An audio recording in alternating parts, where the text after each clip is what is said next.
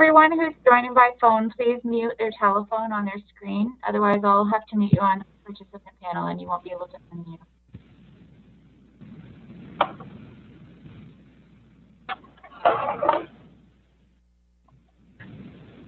Good morning, everyone. Today is Thursday, June 11th, and we're having a special council meeting of the City of Waterloo at 11 a.m. Let's start with roll call, starting with Ward 1. Councillor Hammer present.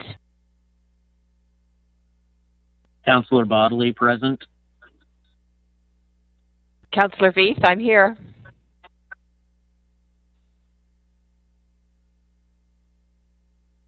This is Councillor Freeman, I'm here. Councillor Vasic here. Councillor Henry here. Councillor Bonago here.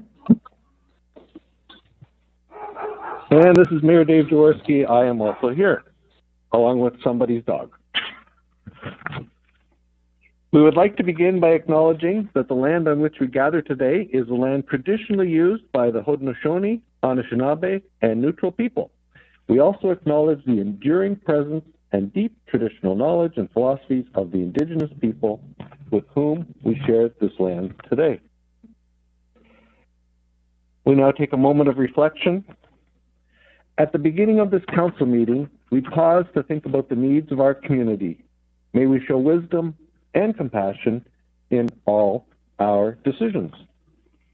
Now, next up is disclosure of pecuniary interest in the general nature thereof, and I'd like to signal to two councillors that who serve on the board of the hospitals that in our discussions today, I intend to remove the mandatory donation aspect, or suggest the council remove the mandatory donation aspect to the hospitals and make it optional. So we won't have a pecuniary interest, conflict of interest there. Does anybody else have a conflict of interest? Hearing none, we move on to the main show. Under staff reports, item 5A, it's the City of Waterloo Solar Support Our Local Economic Recovery, SOLER initiative in response to COVID-19. A report well prepared by Joel Cotter, and I know Justin McFadden is here today to speak to it from Economic Development. And thank you also, Shane Turner, for helping on this one as well. Over to Justin. All right. Can everybody hear me okay? Just a quick check. Yeah, perfect. Okay, great. All right. Thank you very much through you, Mayor. I just wanted to quickly thank clerks and council for pulling this meeting together today on such short notice. Very much appreciated. I know Monday's announcement was a pleasant surprise to many, but it was still a surprise nonetheless, and to see how quickly this has all come together at the staff level across many departments certainly speaks to the tremendous teams we have here at the city. Before I get started, I should also mention that although ECDEV will have a significant role to play in this initiative going forward, quite literally 100% of what you see in front of you today is a direct result of the hard work by Joel Cotter and his IPPW team. So special thanks to Joel for all of his work there.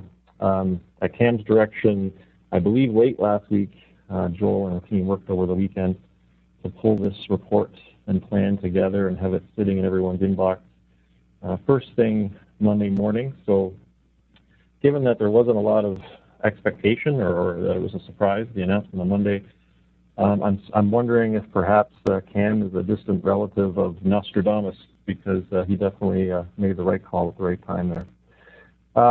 So with that, what we're putting in front of you today is being branded as the Solar Initiative, Support Our Local Economic Recovery, with a particular focus on local businesses and the artist community. Clearly, the pandemic has significantly impacted many local business and artists.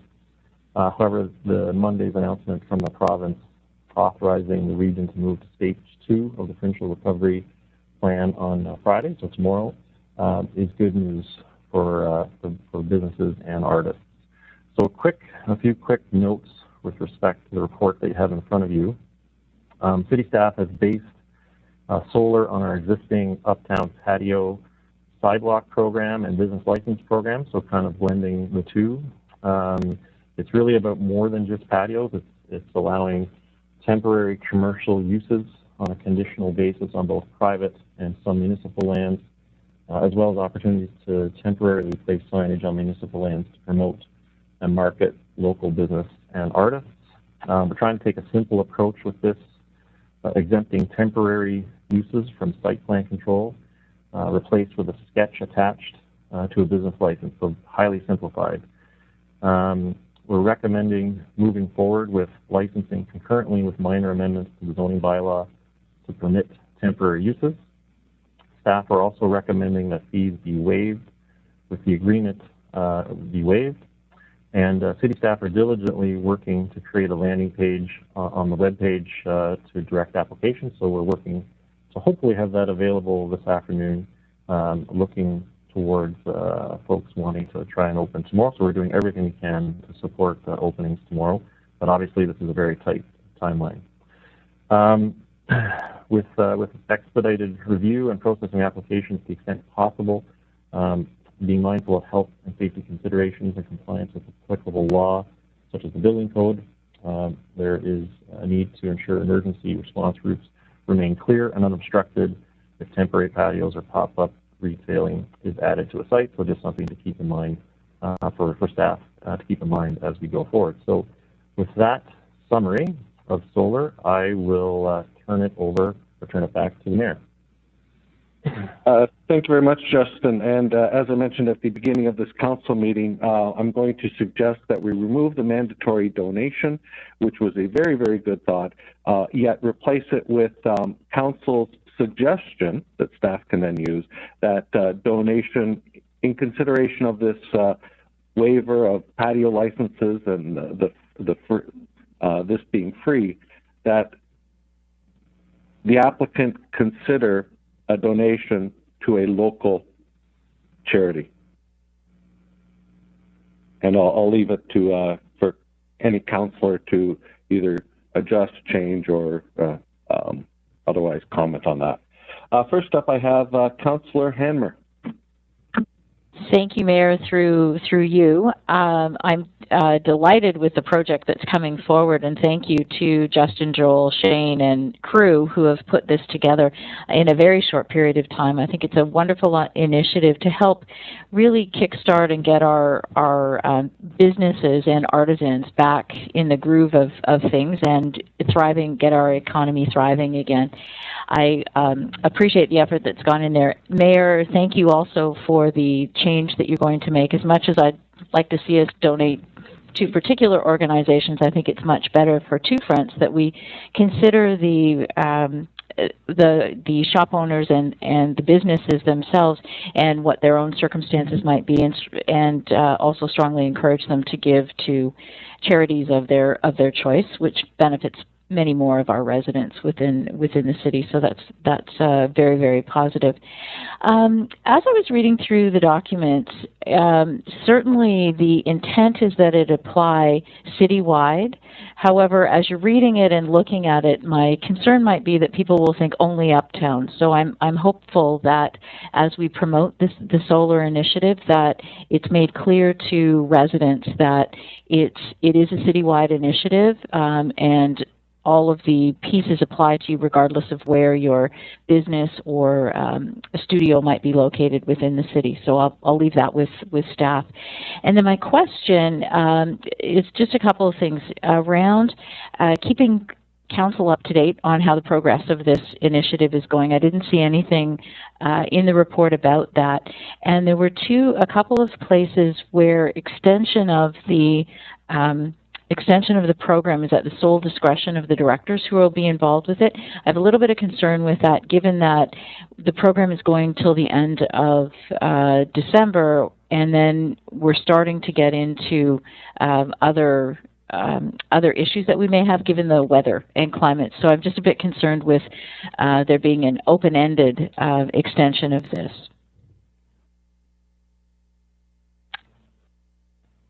So I'll leave it to comments from staff on my two questions. Through through you, Mayor, to Councillor Hammer, this is Justin. I can speak to the first question, which is keeping council up to date. So yes, we can certainly, it wasn't addressed in the report, but we can certainly look at, maybe we can figure out, maybe not right here, but we can figure out with clerks kind of what's the best method to keep council up to date. Certainly we're expecting quite a number of requests to cycle through in the next 24 to 36 hours, looking for expansions and what have you, patio expansions. So we'll have a lot of information that we can share, and we will work with clerks to make sure that council is up to date on what's happening. Great. It's a terrific initiative, and I think we'd all like to be kept up to date. So, Justin, thank you for that response. And in terms of the open-endedness of the initiative, any thoughts? This may be something directed to Tim. Through you, Mayor Jaworski, to Councillor Hammer, it's Tim Anderson talking. Yes, the timeline, I think, goes through to the end of the year with the spirit of, as you noted, this is not just for patios, but for retail operations and artisans and any other types of uses that might come along. And so I think staff just took a good judgment call running right through to the end of the year, which I think matches as well with respect to the AGCO requirements that came out. We do anticipate once people ramp up many of these, they'll close down seasonally as the weather starts to change in the fall. So we don't anticipate a lot of new applications later in the year, but it provides that flexibility. Actually, okay, so I appreciate that. I'm glad it goes till the end of the year. That's great. It's extending beyond the end of the year, which is how the pieces are written. And that I just wanted to caution that what's the control on that? I think it's Cam speaking now. I think that it would be very easy for us to come back to council with just extension, approval to extend. We may want to modify it slightly depending on the weather scenarios, but we would come back and ask for an extension. The same way if things were to advance where the AGCO, the province, withdrew the special permissions, then we would also come back to council to modify accordingly. As we move into the winter and people may wish to continue to use the parking lot and look at a tent and things like that, that's when, and we have indicated that anything that is structural or anything like that, you would need to come in for a building permit because we do need to make sure it's safe for the occupants. But we would adjust, I hate to say, but it's true, on the fly based on how the province might modify things and as the weather conditions change, if that answers your question, Councillor Hammer. It's putting some parameters around it, which is good. I always get a little nervous of things that are open-ended and can extend at individual discretion, and so it's just that fairness component with it. But thank you. That's it for me. Thank you, Councillor Hammer. And just back to your first point with respect to staff reporting back to us, I think the proper way is probably just via a briefing note, and I would signal to Justin that Council's probably pretty curious on how this rolls out, so maybe we should have a briefing note in a couple of weeks, and then thereafter on whenever there's of significant note. But probably in a snapshot in about 2 weeks, staff, Council would probably be interested in that. Thank you.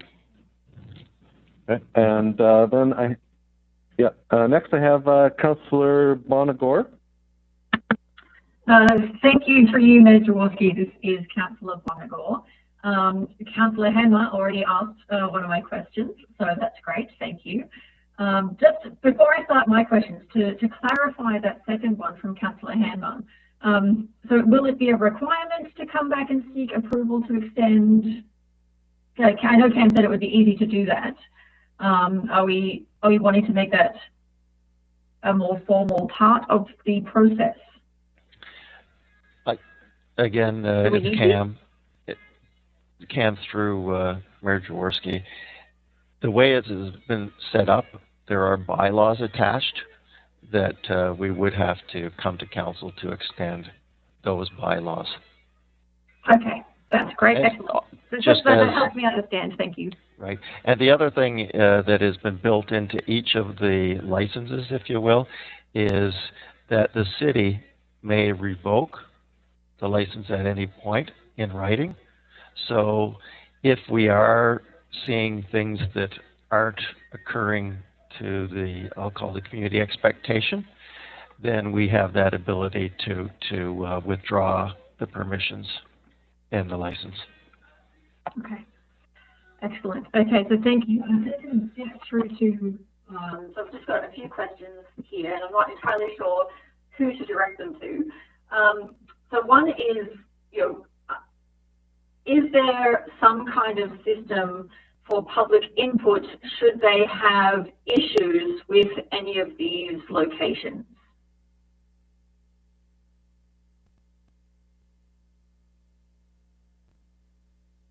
So it's Joel speaking through Mayor Jaworski. The way the process is structured is that there would be discretion to Jane Turner as Director of Municipal Enforcement, as well as myself, Director of Planning, to determine appropriate locations for these temporary uses over the coming months. It would be treated similar to a site plan application that's been delegated to staff, if you will, where we review where the parking or other details of a site may be located, and those typically are not public processes. So to answer your question, no, there would not be a public engagement component to this process. It would be treated very much like a current site plan process, but on a much simpler scale. Okay, so I understand that, because that is actually going to be helpful in making sure these get processed quickly. But I'm just wondering if after the fact there's a problem, I'm just trying to find out how does the public get any kind of input to this even after the fact? Who would they submit issues to if they have them? Would they go to bylaw? Would they go to planning? Would they come to the ward councillor? It's through you, Mayor Jaworski. It's Shane Turner here, and once a license is issued, we would treat it like we do, or a complaint or concern like we do with business licensing now. We would investigate, determine if there is in fact an issue that needs to be corrected, and then we would work with the with the business owner or patio owner or whatever type of license it is to rectify that. Joel had indicated that we're going to do our best to find a suitable location right off the start, but if there are issues, we certainly have the ability to impose conditions on these licenses to correct them. So it's not necessarily a public engagement process, but in terms of input, we would certainly we would receive any of the questions or concerns after licenses are issued. Okay, that is great. Thank you very much.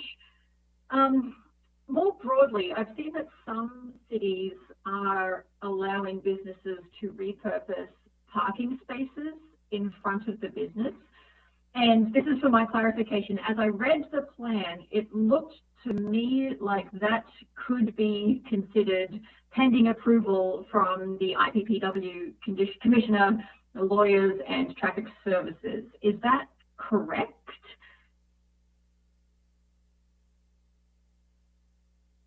This is Cam through Mayor Jaworski.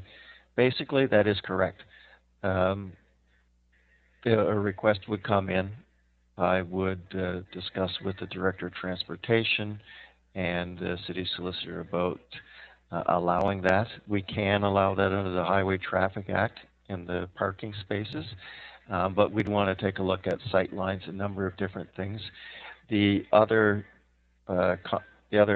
part of it is that if that parking space is in front of a different business, then we would ask for a letter of support from that business, because we do not want that space, or that business might be relying on that parking space.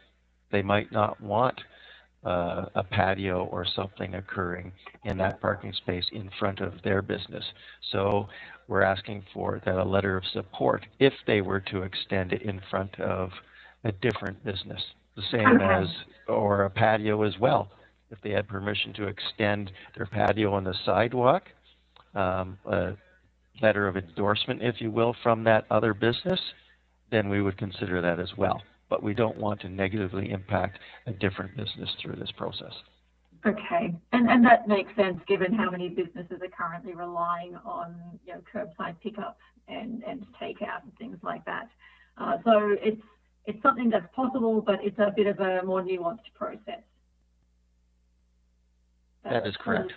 Totally makes sense. Okay, my final question is this program is, I can't believe you pulled it together so quickly. So, well done to the entire team. It talks about patios and restaurants as well as artisans.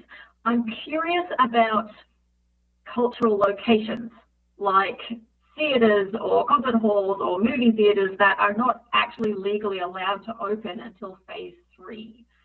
Are there aspects where they could come under this plan at all, or is economic development sort of looking at different kinds of supports for those entities?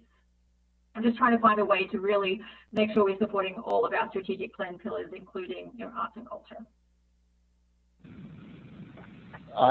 It's Cam again, through Mayor Jaworski. I can take the first crack at this, and perhaps Justin may wish to weigh in, or others.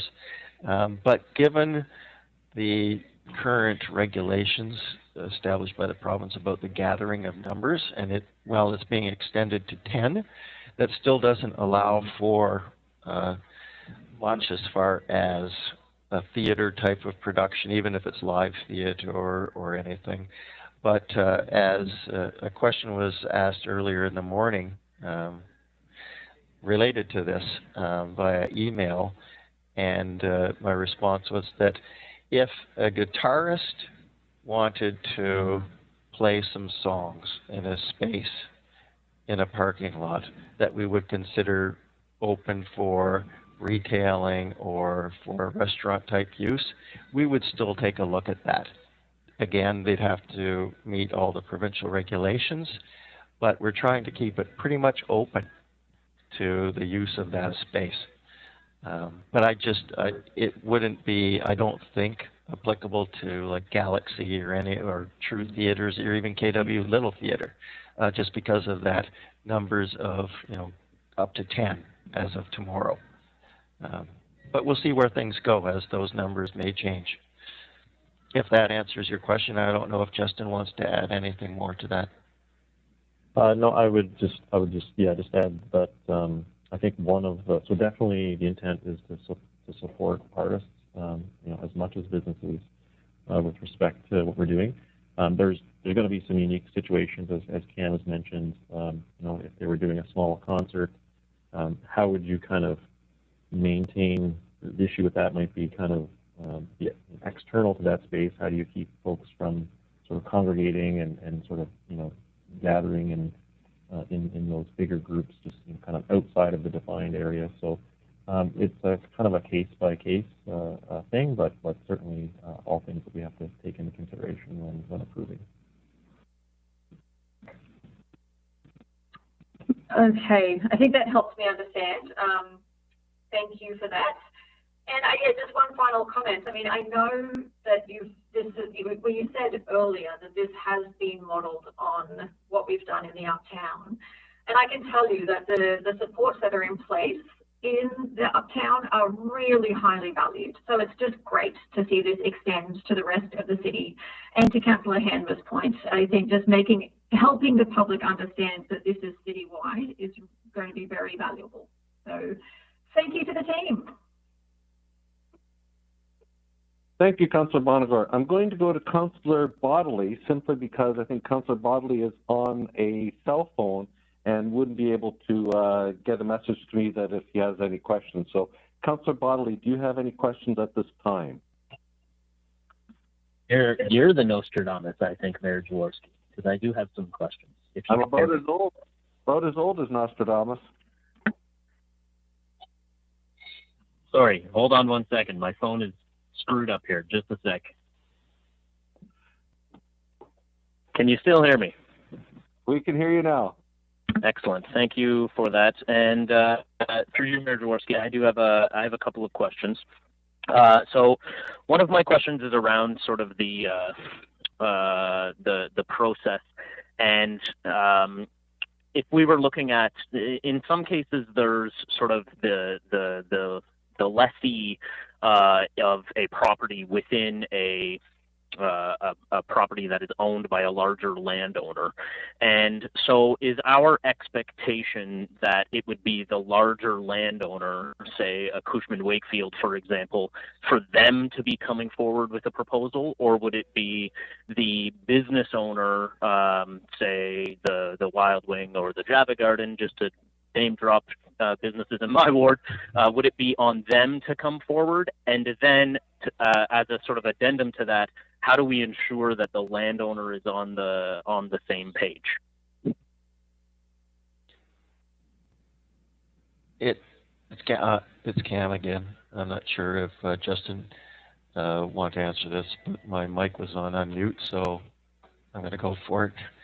I apologize, Justin, if you want. No problem. No problem. Mayor Jaworski, we have owner authorization is critical. If you own your own property, fine. We just need acknowledgement of that. But if you are part of a larger plaza, then we do require a letter of authorization from the owner. As simple as that, because they are in control of their parking lot. They have already entertained perhaps leasing arrangements where dedicated space is a number of different things, and they also don't want to see a negative impact on another leasee, if you will. So the application would come in via the tenant, the operator, if you will, but we would require a letter of authorization from the owner.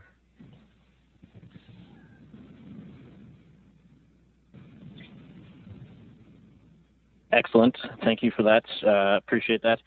Second question is regarding the sort of the temporary use of municipal lands, and I know Councillor Bonagor had talked about municipal parking spaces. I'm more curious around the road allowances piece, and you know, this is I applaud what's happening with this initiative, and I think it's great, and I suspect that we are going to get a lot of applications. I'm wondering about larger initiatives that would be difficult for an individual business to maybe undertake. And I'll just use an example without fettering my comments on it, to just say, what if a business that was on Willis Way wanted to request that Willis Way get shut down so that they could operate in the road allowance on Willis Way? Would we, has there been any thought given perhaps after this initial flood of applications come forward to us proactively reaching out to a group of businesses, either through the BIA or to look at an area where we might say as a city, you know, this is an area that would make sense if the businesses are interested? Has there been any conversation around proactively looking for one of these maybe larger municipal road allowances? I'll leave the process piece. This is Justin to others, but in terms of conversations, yes, there have been active conversations with a couple of groups in the BIA in particular about you know, a couple of different options like that. So there have been some conversations. I think they're waiting for some guidelines which have, you know, kind of just come out in terms of being able to group things together and, you know, do markets and that sort of thing. So definitely some active conversations there. So stay tuned.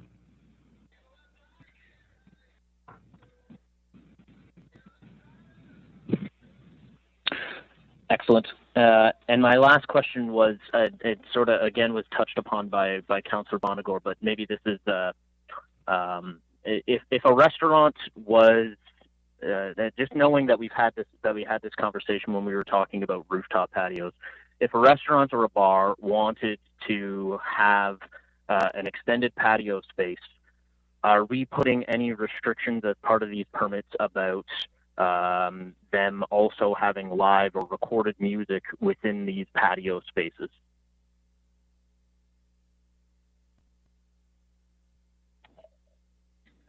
Through Mayor Jaworski, it's Shane Turner here.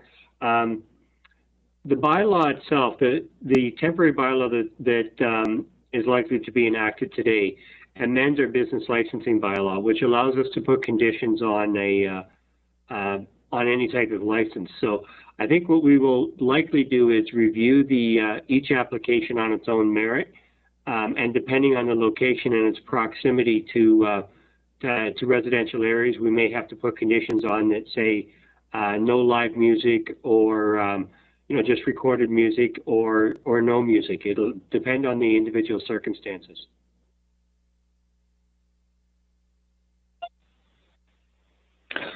Excellent. Thank you. That answers all my questions. Back to Mayor Nostradamus. Thank you, sir. I'm not sure there are any further questions, so I'll do sort of a last call unless I've lost track here of other councillors, if they could either message me, and I'll go to Councillor Freeman. Thank you, Mayor Jaworski. It's Councillor Freeman. I just had a question to staff with regard to nimbleness. So as this rolls out, I anticipate that maybe some unintended consequences might arise. And so how can the solar initiative be responsive to change, and if it needs to come back to council, how we can do that in a timely manner?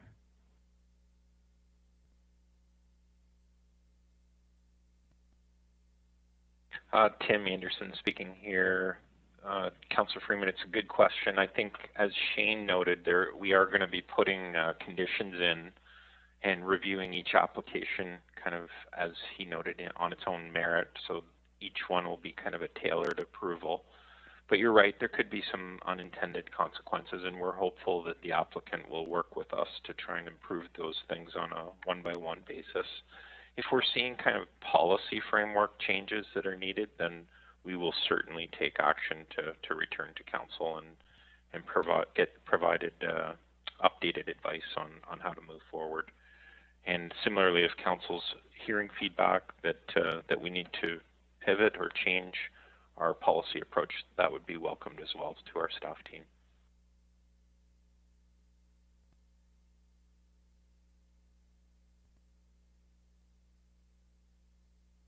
Okay, thank you. And I think that's key. If we look at what happened this week with the surprise announcement from the Premier on Monday that patios and other things can open on Friday, we already know that there are some who've been chatting with us and are hopeful that we will have a program in place, which in a few minutes we probably will. And I think that shows how fast and nimble we can be. And if things need adjustment or we miss something, I think we will do the same kind of thing where we move as quickly as possible, give notice, and get back as a council to make any adjustments that are necessary. But at this point in time, I think we're giving staff plenty of leeway, and we'll see how that goes. I don't see any further questions.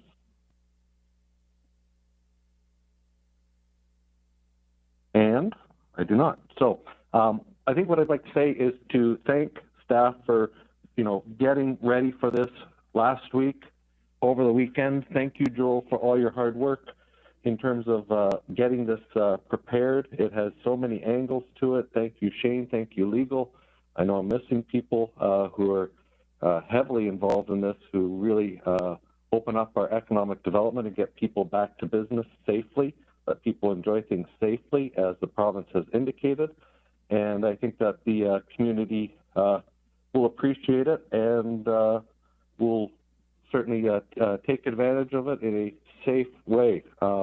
Although we do not have mandatory masks here in our area, I continue to advise people that whenever you go out in a close situation with other people, that you should wear a mask. That's a good practice, and hopefully people listen to that. I think what I really love about this is the fact that if you have an idea for a space and you're a business or an artisan, you have a pen, a back of a napkin, and no money, you should come to the city.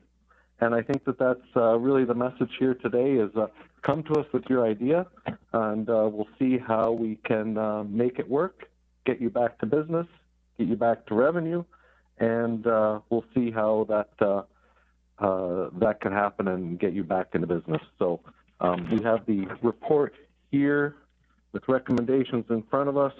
I'm not going to recap the recommendations 1 through 11 as it really maps to our discussion as we had here today in the presentation by Justin.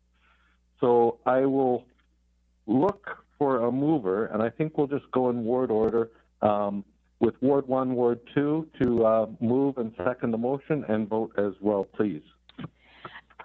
Thank you. It's Councillor Hammer, and I'm very supportive. I move the motion of the recommendations as modified as we discussed today, and I'm very happy to support the and vote for the recommendations in the motion. Councillor Bodley, I will second the movement, and I vote in favor of it as well. Councillor Veith, in favor. Thank you. Councillor Freeman, in favor. Councillor Vasek, in favor. Councillor Henry, in favor.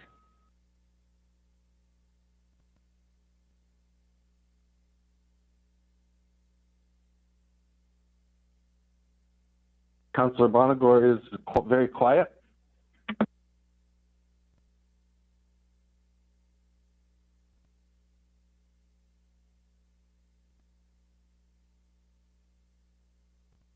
And I still don't hear you, Councillor Bonagor, so maybe your microphone is not working. Ah, she's just off the line for a moment. Well, I will vote in favor of that, and we'll wait for Councillor Bonagor to join us back. I'm sure she'll be back here in a minute. And, you know, I think, again, to recap, the staff, Tim, to you and your entire team, maybe I'll give you a chance to say thank you to your team too, because this is unprecedented work, and we're moving with unprecedented speed, and it's thanks to you and your team. Yeah, thanks, Mayor. That's really appreciated. And again, to echo the remarks, the team really pulled this together quickly, as you noted and others noted over the weekend, in fact, and it dovetailed nicely into the announcements that were happening on Monday, and we were able to really kind of accelerate through earlier this week and align all of the provincial announcements with our own municipal requirements on the licensing front. So it was a great teamwork across the entire organization. The devil's in the details as we work through the applicants, and so I think Council today has made some great suggestions too on keeping you posted about the applicants and as they're approved, and we'll learn through the process too, and we can provide that feedback to Council as we move forward. Thank you very much, Tim. And I'll go back to Councillor Bonagor to vote for this motion. This is Councillor Bonagor, whose computer has now reconnected, and I am more than happy to support this motion. Excellent. So with that, it carries unanimously. Thank you very much to the team for all your hard work on this, and in less than 24 hours, we can be on a patio. But it'll be a work day, so maybe we won't. Next up. I already have a reservation. Hey, yeah, oh yeah, that's right. Thank you, Councillor Freeman, for that catch. Yeah, you have to make a reservation. You can't just drop in. Lots of rules to follow nowadays. Next up, item 6, questions. Any questions from Council? Hearing none. Under new business, I do have one item. Oh, back to Councillor Freeman on a question. Go ahead. Thank you, Mayor Jaworski. Sorry, I just wasn't fast enough with my question. My question was with regard to on-street parking and how long staff anticipates that will continue, because I've noticed that some streets seem to be end-to-end with motor vehicles parked on them now, and I guess, people aren't sure whether they can ask bylaw for assistance. Mr. Turner, yes, go ahead, Shane, sorry. Yeah, through you, Mayor Jaworski, to Councillor Freeman. We've been trying to coordinate all of our enforcement efforts or our efforts to stand down with the other two cities and, where possible, the townships. And right now, what we anticipate, and again, this is all obviously subject to a discussion, but we're anticipating that the time limits on streets will likely be, enforcement will likely be suspended until September. That's our current plan. We've been trying to manage the complaints as much as possible. We're still doing some enforcement, but we're not enforcing the time limit. So we're trying to be creative if there's ways to resolve specific issues. But in terms of the number of vehicles on the street in general, the number in general versus, say, a block driveway, those time limits, again, we're targeting September unless directed otherwise. Thank you. Thank you, Councillor Freeman. Good question. And over to Councillor Bonagor for another good question. Through you, Mayor Jaworski, I was just hoping to touch base regarding our motion from a couple of weeks ago, looking to make changes to our active transportation grid and bringing some more equity to public space. I am aware of the fact that staff have been working really hard at pulling this together. I was just wondering if you could give us, if staff could give us some kind of idea of when people might start seeing changes in their neighbourhoods and in city areas. This is Cam. And I think that's probably more for Cam. Thank you, Mayor Jaworski. Through the mayor, answering Councillor Bonagor, we do plan on bringing a report, or at least some bylaws, to council on the 22nd, because a number of the initiatives, I think we've got, I don't know how many, 50, 60, do require amendments to the bylaws as it relates to speed limits, narrowing areas, or closing of streets. We do have to pass some bylaws for that. So that is our timeline to try and bring something for the 22nd. I'm aware that each councillor has received a list of our proposed initiatives by ward, laying out the details. The mayor has also been copied on those. And we have been receiving some input or some support for some of these initiatives, which is great. Again, as I noted, I think weeks ago, or it seems like weeks ago, that we'd want to avoid any hornet's nests. So we want to have this process. And once we finalize where we think we're all feeling pretty comfortable, or a reasonable level of uncomfortness, if you will, uncomfortableness, then we will be proceeding. If that answers your question, Councillor Bonagor. It does, and that's much appreciated. Thank you very much. Thank you. Any further questions? Hearing none. Under new business, I do have an item, and it's regarding Black Lives Matter. George Floyd, Ahmaud Arbery, Breonna Taylor, Regis Korchinski Paquette. Their lives mattered, and they still do. In their name, as well as many others who've been tragically killed, the time to end racism against the Black community is now. The change must come from individuals and institutions. We need to identify our biases in ways that can change the way we do things. We must change the way we view and treat members of the Black community.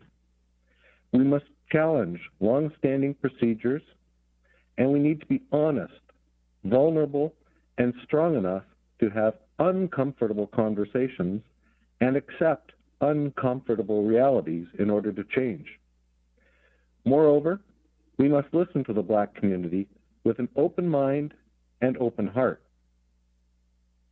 We must also commit to doing the learning and unlearning on our own, without the expectation that Black people will do that practical and emotional labor on behalf of us. The City of Waterloo is committed to being part of the solution. In 2018, the City launched an internal Diversity and Inclusion Task Force. We recognize that we need to get our own organization in order if we're going to influence change in our community. We launched a diversity census and inclusion survey to our employees and learned we need to make changes so that people feel as valued and welcome as they should within the organization. That led to the formation of a Diversity, Equity, and Inclusion, DEI, task force, which has 5 working groups. They are identifying the systemic barriers within the organization and creating actionable plans that will drive change. And while we get our own house in order, we are now dedicating more resources to support one of the pillars in Council's 2019 to 2022 strategic plan. That is equity, inclusion, and sense of belonging. Namely, number 1, plans to develop a community-focused diversity, equity, and inclusion strategy, which will include ways to better engage with and serve equity-seeking communities in Waterloo. Number 2, fund a DEI interim action plan to be used to support equity-seeking organizations in Waterloo while we finalize the community-focused DEI strategy. Number 3, staff participation in the well-being Waterloo region groups, which have emphasized equity and working toward transformational change across our region. And finally, number 4, explore ways of building better support systems for racialized staff to enhance belonging. Beyond getting our own house in order, we're also being asked to dismantle existing systems that have been built on racism and white supremacy and to work towards the creation of new systems that are built on anti-racism, truth and reconciliation, justice, and equitable access to the city. We are ready to engage in that work too. We know we have a lot more work to do to make significant change, to eliminate anti-Black racism and all forms of racism, to further advance diversity and equity in our community. We are committed to this and know it will be an ongoing process. So thank you to the team. We're all in this together. That applies to COVID-19 and it applies to Black Lives Matter and anti-Black racism and building a better community focused on diversity, equity, and sense of belonging. So thank you all for the opportunity to put that message out there to the community. On any further new business? Hearing none. Item number 8, enactment of bylaws. We have 3 items here.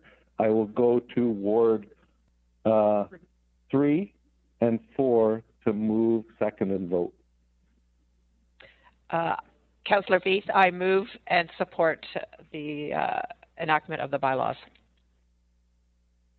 It's Councillor Freeman. I second the motion and vote in support.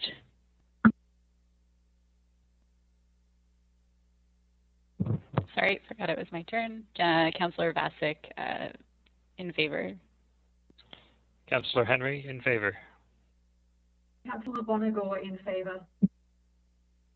Councillor Hammer, in favor. Councillor Bodley, in favor. And the mayor's in favor too, so that passes unanimously. Moving on into a closed session, and since this is a revised agenda, I'll just read this out. That council hold a closed meeting for the purposes of considering the following subject matter. A proposed or pending acquisition or disposition of lands by the municipality or local board, disposition of municipal lands. And B, advice that is subject to solicitor-client privilege, including communications necessary for that purpose. Again, disposition of municipal lands. I will go to wards 5 and 6 to move and vote, please. I move going into a closed session, and I support that motion.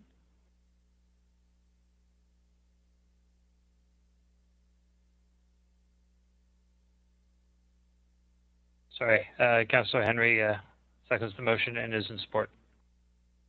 Councillor Bonagor in support. Councillor Hammer in favor. Councillor Waterloo in favor. Councillor Veith in favor. And Councillor Freeman in favor.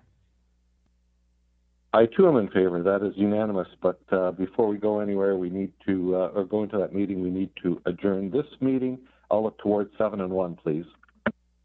This is Councillor Bonagor. I move to adjourn and vote in favor. Councillor Hammer, I second the motion and vote in favor of the motion. Councillor Waterloo in favor. Councillor Veith in favor. Councillor Freeman in favor. Councillor Bassick in favor. Councillor Henry in favor. The mayor's in favor too. That means we are adjourned. We will go into a closed session in a few minutes. We're going to take, we'll get together around noonish. Just stay on the line. Thank you all very much.